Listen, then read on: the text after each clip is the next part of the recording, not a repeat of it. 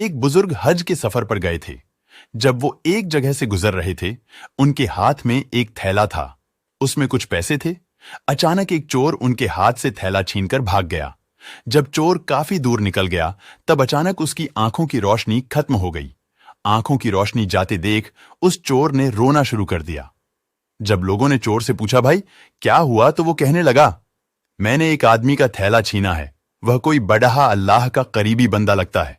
मेरी आंखों की रोशनी चली गई। खुदा के लिए मुझे उसके पास पहुंचा दो ताकि मैं उससे माफी मांग सकूं।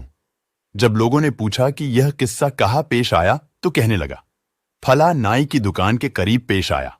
लोग उसको उस दुकान पर ले गए और नाई से पूछा कि इस तरह का कोई आदमी यहां से गुजरा है, आप उसे जानते हो? उसने कहा, मुझे उसका घर तो पता नहीं, हां मगर नमाज के लिए वह आते जाते रहते हैं।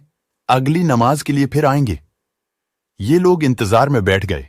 वह बुजुर्ग अपने वक्त पर तशरीफ लाए लोग उस चोर को उनके पास ले गए तो उस चोर ने जाकर उनके हाथ पांव पकड़ लिए कि मुझसे गलती हो गई, गुनाह हो गया, नादिम हूं, शर्मिंदा हूं, मेरी आंखों की रोशनी छिन गई। आप अपने पैसे वापस ले लीजिए और मुझे माफ कर दीजिए ताकि अल्लाह ताला मेरी आंखें ठीक कर दे।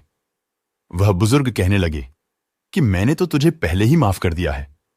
यह सुनकर चोर बड़ा हैरान हुआ, कहने लगा, हजरत, मैं तो आपका थैला छीनकर भागा और आप कहते हैं कि माफी मांगने से पहले ही माफ फरमा दिया। वह फरमाने लगे, हां, मेरे दिल में कोई बात आ गई थी।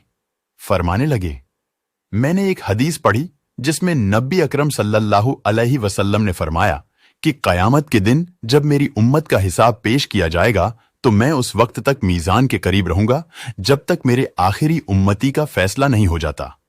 मेरे दिल में यह बात आई कि अगर मैंने इस चोर को माफ नहीं किया तो कयामत के दिन यह मुकदमा पेश होगा और जितनी देर मेरे मुकदमे का फैसला होने में लगेगी, अल्लाह के नबी अलैहिस्सलाम को उतनी देर जन्नत से बाहर रहना पड़ेगा।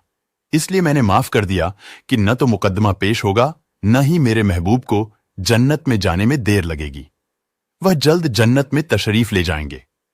प्यारे दोस्तों, अगर आप लोगों को हमारी ये वीडियो पसंद आई हो और अगर आपको इस वीडियो से कुछ इल्म हासिल हुआ हो तो नीचे दिए गए शेयरिंग बटन को दबा के बराए मेहरबानी इस पोस्ट को शेयर जरूर कर दें। शुक्रिया।